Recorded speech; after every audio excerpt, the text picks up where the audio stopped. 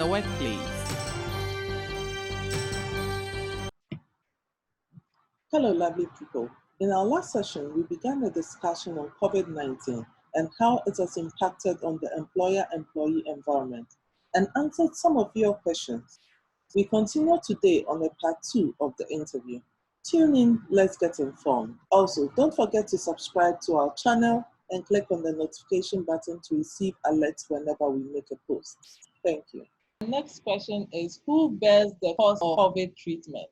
Is it the employer, the employee? Because I hear depending on the situation, either your insurance company is paying for it, or you are paying for it, or the government. And in Ghana, who is bearing the cost of the COVID treatment if an employee is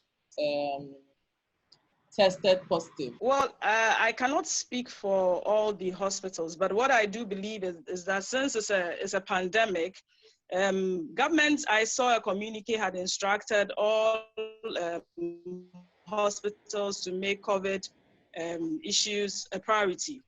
It therefore means that governments should be able to absorb the cost, because I very much doubt that at this moment, if you're rushed in, anyone will be waiting for you to make payments before they treat you. I haven't been to any facility yet, and so I'm trying to choose my words carefully.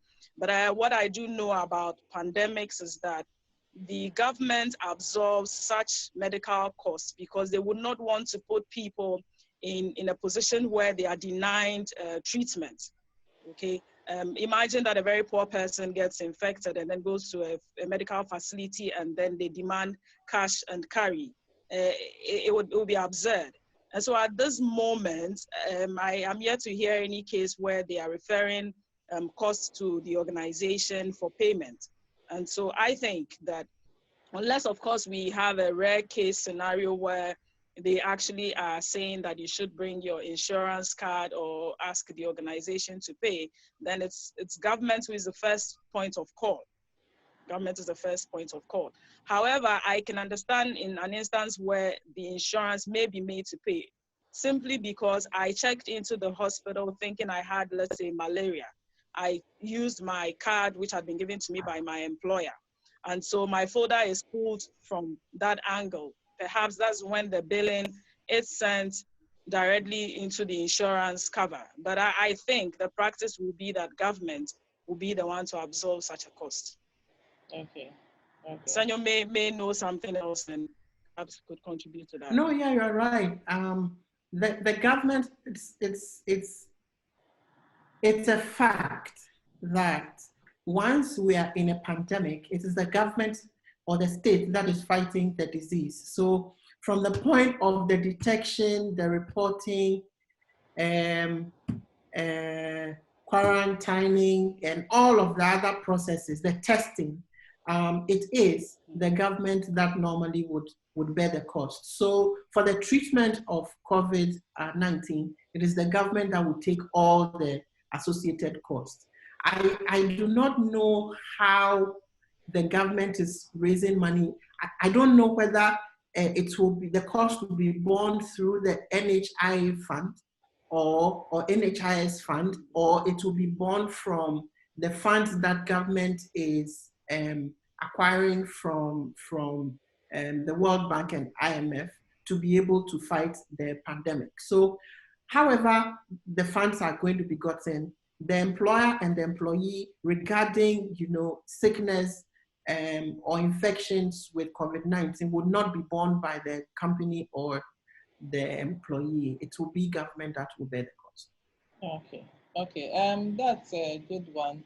We should do the right thing, at least not to increase the numbers, but then should anything happen, both employee and employer have some assurance that the government is in here for us. Does my employer need to provide call credit, internet facilities, data bundles, what have you, to make my work at home more efficient? Cynthia, if you can answer.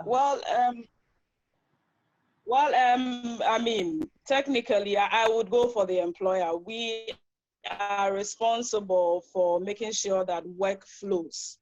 Now, as part of the contract we sign with our employees, we do say that we will provide you with the necessary tools to deliver. And so if someone is working remotely, as Senyo has already explained regarding flexi work, that responsibility is not taken away. It means, therefore, that we need to provide, for example, the laptop or the computer that that person needs to be able to use to generate reports or files or whatever their work requires them to do. Now, most organizations, what they did was to try and sign up with most of the telcos who gave corporate packages. And so they gave out MiFi and different, dongles with ascribed credit bundles. And there are people who've been placed in charge to be able to monitor us. And if you run out of credit at some point, you're supposed to get back to them. Now, these are normally bundles. And so we are able to tell, for example, your workload and the kind of files you're sending and all that. And so we can predict, not accurately, but we can predict how much data you need within the period. And so some organizations have just decided that, let's say, in a week, your role requires, let's say, 2 gigabytes data. So that has been provided for the employee whilst it's at home to work with it.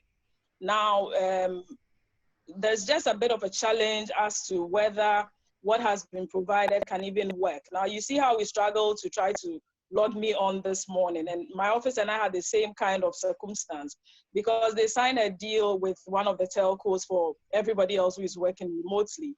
But unfortunately, that telco doesn't function very well in my locality. And so, yes, my organization has provided me with a fantastic tool to work with. Unfortunately, it cannot suffice in my area. And so I've had to reach out to them to ask for alternatives. Okay, so if the question is about who provides it, the employer is responsible because we've said that we will give you what you need to work with. Now, of course, will we be able to monitor and ascertain whether all that data that was given to you was not used for Netflix and other things? Well, in most instances, what we want to do, we want to hope that employees are ethical and they would want to think first of the organization in this trying moments where we are not making full productivity and so we do not have so much cash inflow. So we would want to believe that people are sympathetic towards the cause and would want to use what has been given to them strictly for businesses. For some organizations, for example, all their laptops and dongles have been encrypted. It means that the only thing you can log it onto is a work platform. And so go and put it in any other device, it doesn't work. Okay, so they have found a way to really monitor the usage, which is very simple for them. They have a cycle within which it automatically, as soon as the credit runs out, the updates is just done without any stress. And so, I mean, by far, we know that we are responsible to give you every single tool you need to work with. I don't know if Senyo disagrees. We have a lot of moments of disagreement, so I never know. I think today, so far, so good. There's nothing to disagree on yet. I think that the duties of an employer, remains intact during the pandemic and the COVID-19 scenario. So, for example, Section 9 of the Labor Act, which reads, without prejudice to the provisions of this Act and any other enactment for the time being enforced in any contract of employment or collective agreement, the duties of an employer include the duty to A, provide work and appropriate raw materials, machinery, equipment, and tools. This provision still holds. So once the employer decides that the employee is going to work from home or any other location, the employer is enjoined to provide all the necessary tools and equipment that they need to work. So if it means airtime, data bundle, etc., the employer needs to provide it. Like Cynthia said, the problem is to monitor how to disabuse the process or the tools that are provided. And this is an ethical issue. This is a disciplinary issue. So employees would have to be set up with all of these things, but they need to use it in accordance with the policies that come with it. And so here is the second point that I want to add, that before you, as an organization, you send people home or have them work remotely, you need to have a policy. And that policy has to be drafted, approved, by management and the board, and then it should be shared with or taught to the employees and discussed with them as to how it should be applied. And the policy would also have, provisions for penalties for breaching those policies. So once that policy is in place, it is implemented in accordance with the employees' contract and work arrangements, I think there should be no problem. We have our last question. I'm an expatriate and my contract ends 31st March. What happens to him? Because now he's stuck in the country. He cannot even travel back home. And I don't know, what are some of the measures companies are putting in for people like these? Let me come before Cynthia can, because she deals with a lot of expatriates, so she can give more practical examples. But from the contractual point of view, expatriation contracts always have repatriation provisions. So the repatriation provisions will kick in. That means that how the employee is sent back to the country of origin will be worked out. Now, if there's a lockdown in Accra and the person cannot leave, then it only means that the repatriation plans are going to be rearranged and renegotiated, and then it is undertaken. So I don't think that it is a problem at all if the contractual provisions are there. Just a quick one before I answer this question. So what we are advocating is that supervisors should do their jobs. They shouldn't just say, well, people are working and then they go to bed. No, you need to constantly check in on them. Okay. So to the expert's question, yes, your contract is ending on 31st. And ideally, if everything was okay, the organization would have had to buy you an air ticket and then repatriate you to your home of origin, or you may have had some other discussions with your employer regarding where you would want to move to, in which case that provision would have been done. In most cases, your return ticket would have already been purchased. And so at this moment that you cannot travel, the employer would necessarily have to take care of the extension on your rent, okay? The other challenge and discussion we're having in the corridors is, do we pay salary for the period that you are no longer an employee of the organization? Because if you had had the opportunity to leave the country, you probably would have been working elsewhere, and then they would have been paying you your salary. Now, at this point, it really becomes an issue of discussion and negotiation and putting a human face to whatever it is that is happening in a particular situation. And so an organization can decide that if that individual cannot travel, let's say for the next 1 month, but they can also use the services of that person remotely, they can offer a 1-month contract, for example, to re-engage that individual so that they can use that person's services whilst they can pay that individual, so that person doesn't feel stranded, because maybe you've planned things such that you need X amounts for just that period. And so you didn't make provisions for, beyond that. Now, for some reason, you are caught up in this web.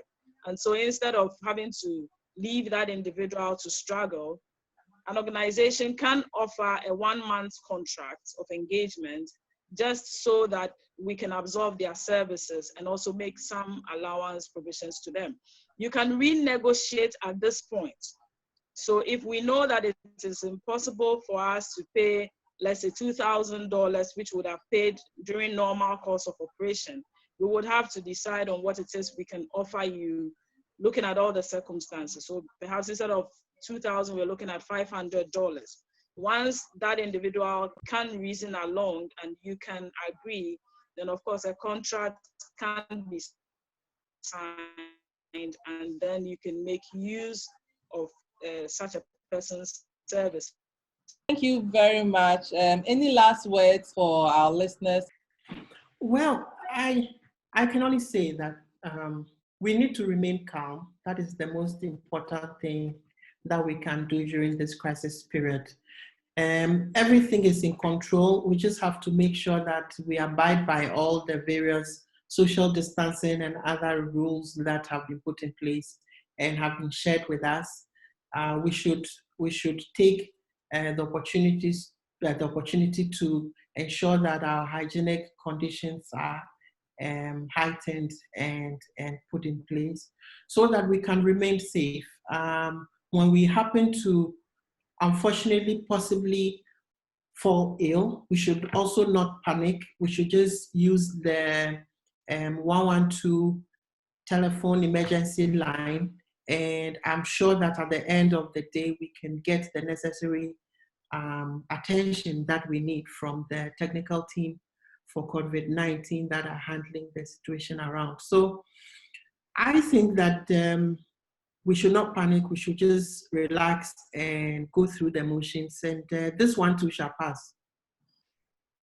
This one definitely too shall pass. Cynthia, any last statements for your listeners? So, I mean, just to reiterate what Senyo said, this definitely will pass. Now, what we are asking people who have to necessarily work to do is that they ought to practice all the precautions that have been given. You cannot take chances at this moment. A lot of countries have had to bite their fingers because the individuals took this whole COVID-19 for granted. And so they have bigger issues than we do have, simply because people will not follow through with the necessary rules and guidelines that had been given. And so if you have to necessarily use a commercial vehicle to your place of work, we ask that you ensure that whichever vehicle you're using, the driver is practicing social distance, and don't look simply because you feel you are late or you trust that the next person by you is healthy, you take chances with it. Wash your hands, keep your sanitizer around. There are lots of videos showing you how you can even prepare your own if for some reason you feel that the prices are even outrageous. Try and take advantage of this moment. Learn a skill for those who are not working remotely. Read a book. You know, sometimes we get so busy in the work world that this is the time to try and look at the profession that you are engaged in and try and read around it, see the things that you've been missing all this while. Take an online course if you can afford to. You know, try and do something positive. Stay home. Those of you who just every single moment you have to visit somebody, don't be itchy. This is the time to stay far from that person. There are some people, they've just been programmed to, as soon as they wake up from bed, it is go out, go out, go out. Please stay home. This is not the time to go and visit Auntie Amma, because you don't know who else has gone to see Auntie Amma. Stay in your small chamber. And our work life is always on the rush, in the air condition. Maybe, you know, put a stool in front of your house and just breathe in something new, you know. If we are able to practice all the precautionary measures that they put out there, I am definite that the government in no time will be able to zero in onto all people who may have had some contact with it, okay? It isn't a joke, but we don't need to panic. We need to slow down. I think the influx of media is what is scaring a whole lot of people. There's so much information outload there that it is crazy. I would advise you to be selective about what it is you're reading, because sometimes you're not gaining information, you're rather killing yourself. I said to one of my employees that at the rate at which he was going, he's most likely to get the COVID in his dreams. You know, where he's become so paranoid about everything, so jittery, so, I mean, he's shaking at every moment. I'm like, calm down. If not, in your dream, you can actually, you know, have the COVID-19, because you worry about something so much. It's in your subconscious and it materializes in your dream. You just wake up and realize that you didn't have the virus. So everyone needs to calm down. We just need to take good care of ourselves. And once we are able to do that, industry should go back to its feet, because we really need to be able to go back so that people's livelihood can be sustained. And so let's all do this for our families, for ourselves, for our companies, and for this nation. Thank you. Thank you very much. Thank you, Mr. Senoi Jaben. Thank you, Madam Cynthia. We would meet again on another session and we would learn more, educate ourselves better, and take good care of ourselves within this season and even beyond. Have a blessed time.